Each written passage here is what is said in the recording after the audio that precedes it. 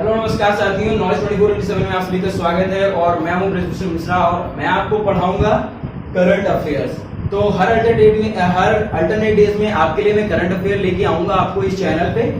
तो वो किसी भी एग्जाम, आप किसी भी एग्जाम की प्रिपरेशन कर रहे हो, रेलवे की प्रिपरेशन कर रहे हो, एसएससी की कर रहे हो, यूपीएससी की कर रहे हो, किसी भी एग्जाम की तैयारी कर रहे हो, जो करंट अफेयर है एक मेजर रोल हर एग्जाम के लिए है। हर एग्जाम में आजकल तो करंट अफेयर पूछा जाता है, तो करंट अफेयर्स को आप नकार नहीं सकते।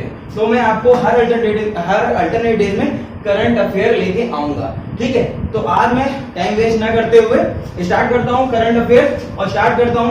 आज ज्यादा क्वेश्चन नहीं लाया, बोर्ड में इतने ही क्वेश्चन आ रहे थे तो इतने ही क्वेश्चन पढ़ाऊंगा। लेकिन जब नेक्स्ट क्लास होगी, ठीक है, आपको क्वेश्चंस के नंबर्स बढ़ते जाएंगे, ठीक है। और आपको जो क्वेश्चन मैं पढ़ाऊंगा, मैं 15 मिनट की क्लास लेता हूं या 20 मिनट की क्लास लेता हूं या 30 मिनट की क्लास लेता हूं, ठीक है, ये डजंट मैटर। आपको जितना पढ़ना है यहीं पे पढ़ना है, उसके बाद कुछ नहीं करना है। यहीं पे आपको मैं सारे क्वेश्चन जितने भी पढ़ाऊंगा रटा के जाऊंगा। दोबारा उन क्वेश्चंस को आपको पढ़ने की जरूरत नहीं पड़ेगी, एग्जाम टाइम में बस रिवाइज करने की जरूरत पड़ेगी। तो इन क्वेश्चंस को आप नोट डाउन करके चलिएगा, ठीक है। तो मैं स्टार्ट करता हूं अपने पहले क्वेश्चन से। मेरा पहला क्वेश्चन है, which place has been declared as Uttarakhand new summer capital. Uttarakhand राज्य की ग्रीष्मकालीन राजधानी किसे घोषित किया गया है अभी करंट में? ग्रीष्मकालीन राजधानी किसको घोषित किया गया है? गैरसैंण को। गैरसैंण चमोली राज्य में, चमोली जिले में स्थित एक नाम है, ठीक है। गैरसैंण को घोषित किया गया ग्रीष्मकालीन राजधानी, ठीक है। तो चमोली जिले में, ये कहां पे? ये देहरादून से 270 किलोमीटर की दूरी पर स्थित है गैरसैंण। कौन से जिले में? चमोली जिले में। तो सभी लोग यही पे याद करेंगे, which place has been declared as Uttarakhand new summer capital. Summer capital मतलब ग्रीष्मकालीन राजधानी। समर कैपिटल ग्रीष्मकालीन राजधानी किसकी? उत्तराखंड की। ग्रीष्मकालीन राजधानी उत्तराखंड की डिक्लेयर करी गई है। किसको? गैरसैंण को डिक्लेयर किया है। गैरसैंण को डिक्लेयर किया है। गैरसैंण कहां पे है? गैरसैंण है देहरादून से 270 किलोमीटर की दूरी पे। तो सभी लोग याद करेंगे और लिखते जाएंगे यहीं पे। जो पढ़ेंगे यही पढ़ेंगे, बाद में कुछ नहीं पढ़ेंगे, ठीक है। करंट अफेयर इतना कोई हुआ नहीं है, जो पढ़ लेंगे यहाँ पे, बाद में आपको रिवाइज करने की जरूरत नहीं। एग्जाम टाइम में जिस दिन एग्जाम हो सुबह बैठ कर रिवाइज कर लेना, रात में बैठ कर रिवाइज कर लेना, आ जाएगा, ठीक है। तो फिर से एक बार बता रहा हूं, उत्तराखंड की ग्रीष्मकालीन राजधानी गैरसैंण, ठीक है। बार बार रिपीट कर रहा हूं, आप अपने दिमाग में डाल ली, उत्तराखंड की राजधानी, ग्रीष्मकालीन राजधानी गैरसैंण। अब मैं चलता हूं दूसरे क्वेश्चन की तरफ। तो दूसरा क्वेश्चन है मेरा, भारत और डेनमार्क ने किस क्षेत्र में मजबूत सहयोग विकास करने के लिए एक समझौते ज्ञापन पर हस्ताक्षर किया है? कौन से सेक्टर को मजबूत करने के लिए भारत और डेनमार्क ने एक समझौते पर हस्ताक्षर किया है? तो वो है पावर सेक्टर।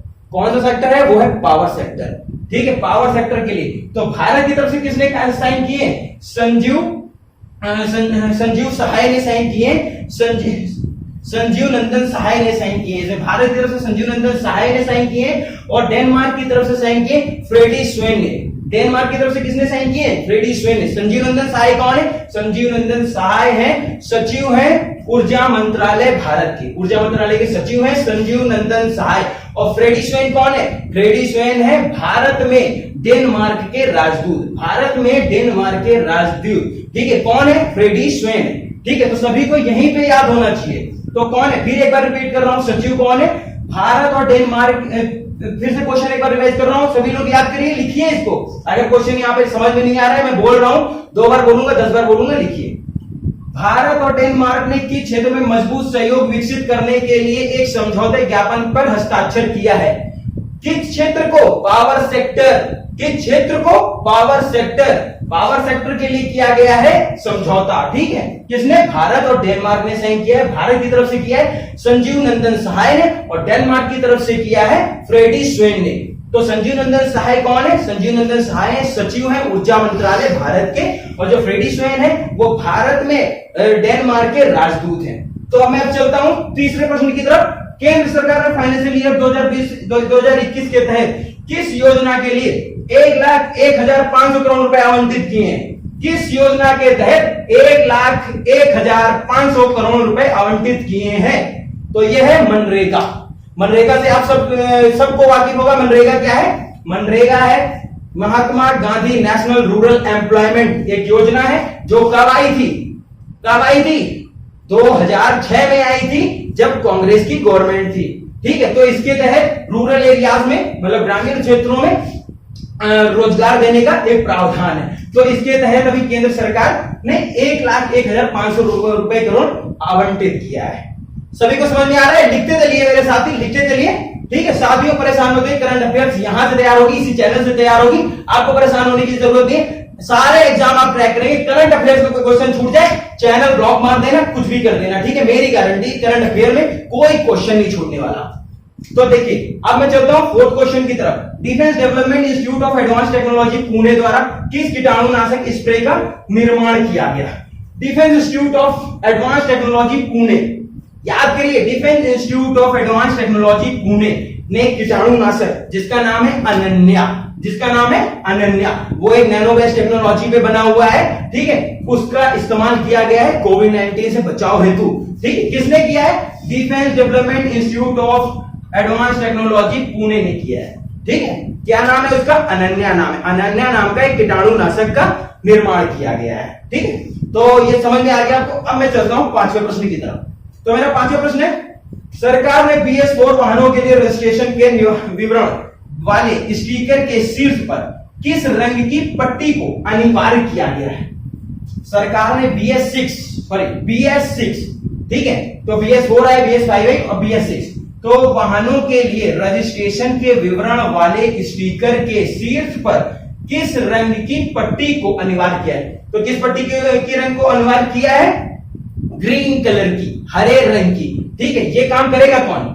भाई सरकार है, BS4 है, वाहन है, तो वाहन ये सब कौन करेगा? ठीक है, ये करेगा ministry of road transport and highway, ministry of road transport and highway. तो उसके मिनिस्टर कौन है? कमेंट सेक्शन में बताएंगे, मैं बता देता हूं। उसके मिनिस्टर है नितिन गडकरी। यहां केवल क्वेश्चन लिखा है, आंसर में आपको बता रहा हूं। ठीक है, उसके कौन है? नितिन गडकरी है। तो अब मैं चलता हूं आपको 6th क्वेश्चन की तरफ। तो 6th क्वेश्चन है हमारा, वर्ल्ड बैंक ने वर्तमान में किस राज्य को कोविड-19 से निपटने हेतु 1950 करोड़ का कर्ज दिया है? वर्ल्ड बैंक ने वर्तमान में किस राज्य को कोविड-19 से निपटने हेतु 1950 करोड़ का कर्ज दिया है? तो किसको दिया है? पश्चिम बंगाल को दिया है। पश्चिम बंगाल की जो मुख्यमंत्री हैं उनका नाम है ममता बनर्जी। वो कौन सी पार्टी से ताल्लुक रखती है? TMC, Trinamool Congress party. ठीक है, तो उससे ताल्लुकात रखती है। 1950 करोड़ का ऋण लिया है उन्होंने वर्ल्ड बैंक से। 1950 करोड़ में 1100 जो करोड़ है वो आपका इंडस्ट्रियल डेवलपमेंट के लिए है, और बचा हुआ 850 करोड़ जो है वो आपका सोशल वेलफेयर के लिए दिया गया है। समझ में आया सभी को? 1100 crore industrial development, 850 crore social welfare के लिए।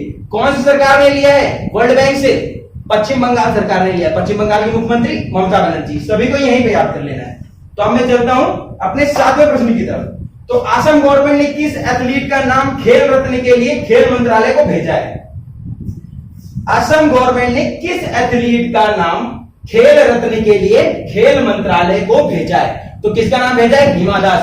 हिमा दास से आप सब वाकिफ है, ओलंपिक्स में उन्होंने कमाल कर दिया था। ठीक है, तो अब मैं चलता हूं अपने 8वें प्रश्न की तरफ। मेरा 8वां प्रश्न है, सेंट्रल गवर्नमेंट ने किस नाम से health care supply chain portal launch किया है? ठीक है, तो सेंट्रल गवर्नमेंट ने किस नाम से health care supply chain portal launch किया है? तो ये है अपना आरोग्य पथ नाम से अपना सप्लाई चेन पोर्टल लॉन्च किया है। पाकिस्तान की किस पूर्व क्रिकेटर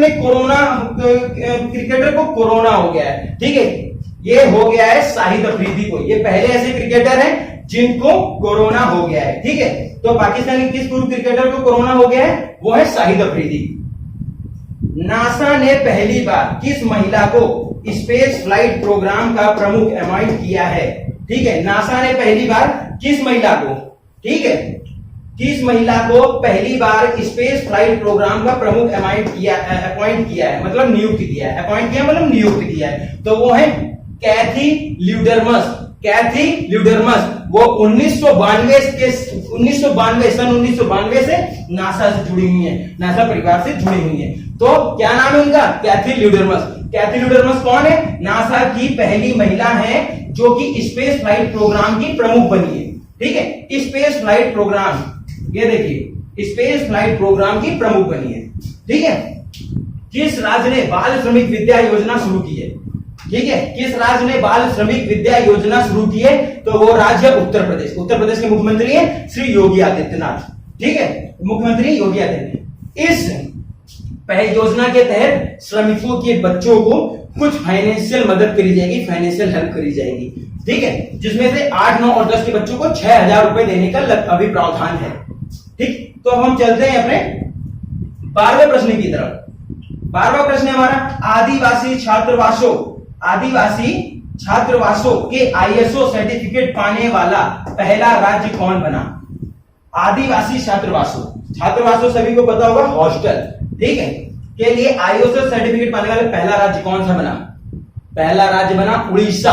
उड़ीसा की कैपिटल भुवनेश्वर। सभी यहीं पे याद करके जाएंगे। आदिवासी छात्रावासों के ISO सर्टिफिकेट पाने वाला पहला राज्य कौन बना है? उड़ीसा बना है। उड़ीसा का जो कैपिटल है वो है भुवनेश्वर, और उड़ीसा के जो मुख्यमंत्री है वो है नवीन पटनायक। सभी लोग याद करें, उड़ीसा के जो मुख्यमंत्री है वो है नवीन पटनायक। ठीक है, अब हम बढ़ते हैं आपको 13वें प्रश्न की तरफ। अगर कोई डाउट हो आप कमेंट सेक्शन में बताइएगा, मैं उसको जो नेक्स्ट वीडियो आएगी उसमें क्लियर करूंगा। ठीक है, अगर इसमें आपको कोई डाउट लग रहा है या कोई आपके मन में कोई क्वेश्चन आ रहा है, कमेंट सेक्शन में बताइए, अगली वीडियो में उसको पूरा डाउट क्लियर करूंगा। ठीक है, परेशान होने की कोई जरूरत नहीं है। तो अब मैं आता हूं यहां पे 13वां क्वेश्चन। विच स्टेट लॉन्च घर घर निगरानी ऐप? किस राज्य ने घर घर निगरानी मोबाइल ऐप लॉन्च किया है? किसने लॉन्च किया है? तो किया है पंजाब ने। पंजाब के मुख्यमंत्री कौन है? कैप्टन अमरिंदर सिंह है। और पंजाब की जो राजधानी है वो है चंडीगढ़। पंजाब की राजधानी कौन सी है? चंडीगढ़ है। पंजाब की राजधानी कौन सी है? चंडीगढ़। मुख्यमंत्री कौन है? कैप्टन अमरिंदर सिंह है। और पंजाब ने ही घर घर निगरानी ऐप लॉन्च किया है। मोबाइल ऐप है ये। ठीक है, कोविड-19 के रोकथाम के लिए ये एक ऐप लॉन्च किया गया है स्टेट गवर्नमेंट की तरफ से। ठीक है, और सभी कमेंट सेक्शन में सभी लोग बताएंगे चंडीगढ़ और किस एक प्रदेश या राज्य की राजधानी है। सभी लोग कमेंट सेक्शन में बताइएगा चंडीगढ़ और किस राज्य की राजधानी है। ठीक है, क्योंकि सभी को पता है चंडीगढ़ 2 राज्य की राजधानी है, तो सभी बताएंगे दूसरा कौन सा है। ठीक, अब हम चलते हैं 14 नंबर की तरफ। तो 14 नंबर है हमारा, कौन से शहर ने फ्लड वार्निंग सिस्टम आई फ्लोस लॉन्च किया है? कौन से शहर ने किया है? तो ये किया है मुंबई ने। Flood warning system, flood warning system क्या है? बाढ़ आने के पहले देने वाला, चेतावनी देने वाला एक सिस्टम उन्होंने बनाया है जिसका नाम है आई फ्लोस। उसका लॉन्च किया है। किसने किया है? मुंबई में किया गया। मुंबई ने किया है। मुंबई कहां पे? महाराष्ट्र में। मुंबई किसकी राजधानी है? महाराष्ट्र की राजधानी। महाराष्ट्र के मुख्यमंत्री का नाम क्या है? महाराष्ट्र के मुख्यमंत्री का नाम है उद्धव ठाकरे और डॉक्टर हर्षवर्धन। ठीक है, डॉक्टर हर्षवर्धन। तो ये सभी को समझ में आएगा कौन से शहर ने फ्लड वार्निंग सिस्टम आई फ्लो, ये देखिए आई फ्लो लॉन्च किया है। तो किसने किया है? मुंबई ने किया है। मुंबई के मुख्यमंत्री का नाम उद्धव ठाकरे और डॉक्टर हर्षवर्धन। ठीक है, सभी को समझ में आ रहा है? तो अब हम चलते हैं प्रश्न नंबर 15 की तरफ। किस राज्य ने कोविड-19 मानदंडों के पालन के लिए 6 महीने की जेल की सजा का प्रावधान किया है? किस राज्य ने कोविड-19 के मापदंडों ना मानने वालों, जो उसके मानदंड बनाए गए हैं, रूल्स बनाए गए हैं, उसको ना मानने वालों के लिए 6 महीने की जेल की सजा का प्रावधान किया गया है? बहुत अच्छी चीज है। ठीक है, तो कौन से राज्य ने किया है? ये किया है उत्तराखंड ने। उत्तराखंड के बारे में बता चुके हैं। उत्तराखंड के बारे में बता चुके हैं कि इसकी ग्रीष्मकालीन जो राजधानी होती है वो हो गई है गैरसैंण हो गई है। ठीक है, ऐसे क्या होती है? देहरादून होती है, जो कि देहरादून से गैरसैंण 270 किलोमीटर की दूरी पे है। और गैरसैंण जो है वो, फिर से रिपीट करा रहा हूं, गैरसैंण जो है वो चमोली जिले में है। ठीक है, सभी को समझ में आ गया हो? ये क्वेश्चन देखिए रिपीट हुआ थोड़ा सा है, तो ये चीज आपको अच्छे से क्लियर होगी। अब ये UTI mutual fund appointed as CEO, UTI mutual fund के सीईओ के रूप में किसे नियुक्त किया गया है? तो किसे किया गया है? इम्तियाजुर रहमान। इम्तियाजुर रहमान। ठीक है, इम्तियाजुर रहमान को सीईओ के रूप में नियुक्त किया गया है। कहां पे? UTI mutual fund. UTI mutual fund, UTI mutual fund का मुख्यालय कहां है? हेडक्वार्टर कहां है? मुंबई में। यूटीआई म्यूचुअल फंड कब आया? यूटीआई म्यूचुअल फंड का फाउंडेशन कब हुआ? सन 2003 में हुआ। कब हुआ? सन 2003 में हुआ। तो ये सब यहीं पे याद करके चलना है। तो फिर से एक बार बताता हूं, यूटीआई म्यूचुअल फंड के किसको सीईओ अपॉइंट किया गया? इम्तियाजुर रहमान को सीईओ अपॉइंट किया गया यूटीआई म्यूचुअल फंड का। ठीक है, इतना समझ में आ रहा है सभी को? तो सभी को समझ में आ गया? UTI mutual fund appointed as CEO Imtiyazur Rahman. फिर नेक्स्ट क्वेश्चन की तरफ आते हैं, question number 17। Who is appointed as the Eastern naval command chief of staff? ठीक है, तो पूर्वी नौसेना कमान का चीफ ऑफ स्टाफ किसे नियुक्त किया गया है? Vice admiral Vishwajeet Das Gupta. Vice admiral Vishwajeet Das Gupta को नियुक्त किया गया है। ये एक्सपर्ट है किसमें? नेविगेशन और डायरेक्शन के मामले में एक्सपर्ट है, नेविगेशन और डायरेक्शन के मामले में। कब आए ये? कब कमीशन हुए? 1985 में कमीशन हुए हैं ये। ठीक है, कौन कमीशन हुए? Vishwajeet, vice admiral Vishwajeet Das Gupta. विश्वजीत दास गुप्ता, लेकिन नाम मुझे टंग स्लिप हो जाती है, धीरे से पढ़ा रहा हूं। ठीक है, विश्वजीत दास गुप्ता वाइस एडमिरल। ठीक है, वाइस एडमिरल विश्वजीत दास गुप्ता नियुक्त किए गए हैं। ठीक है, ये 1985 में नेवल में कमीशन हुए थे। ठीक है, अब मैं नेक्स्ट क्वेश्चन में आता हूं। हाल ही में देश के सबसे उम्रदराज, एक सेकेंड मैं पीछे चलता हूं थोड़ा। तो ईस्टर्न नेवल कमांड का मुख्यालय कहां पे? ईस्टर्न नेवल कमांड का जो मुख्यालय है वो है आपका विशाखापट्टनम में। ठीक है, वो आपका कहां पे? विशाखापट्टनम में। ठीक है, तो अब मैं नेक्स्ट क्वेश्चन की तरफ आता हूं। हाल ही में देश के सबसे उम्रदराज क्रिकेटर का निधन हो गया है। किसका निधन हुआ है? सबसे उम्रदराज क्रिकेटर थे, 100 साल के हो चुके थे, उनका निधन हो गया है। पिछले बीते शनिवार को हुआ है निधन। उनका नाम है वसंत राय जी। उनका नाम है वसंत राय जी। सभी लोग याद कर लें, हाल ही में देश के सबसे उम्रदराज क्रिकेटर का निधन हुआ है, उनका नाम है वसंत राय जी। 100 साल की उम्र में उनका निधन हुआ है बीते शनिवार को। तो दोस्तों ये मैंने 18 क्वेश्चन आज आपको बताया, बहुत कम है मुझे पता है, ठीक है बहुत कम है, लेकिन ये 18 क्वेश्चन आपके पूरे दिन के लिए, 18 क्वेश्चन आपको रट गए होंगे, याद हो गए होंगे, मैं आशा करता हूं। अगर मैं थोड़ा तेज पढ़ा रहा हूं या जैसे पढ़ा रहा हूं तो कमेंट सेक्शन में बताइएगा, मैं उसको सही करूंगा। ठीक है, मेरे हिसाब से मैंने आपको काफी एक क्वेश्चन 2-2, 3-3 बार रिपीट किया है। बाकी मैंने अपनी तरफ से भरपूर भी प्रयास किया है। बाकी आप बताएं क्या सही है क्या गलत है, मैं उसमें कोशिश करूंगा अपने आप को अपग्रेड करने की।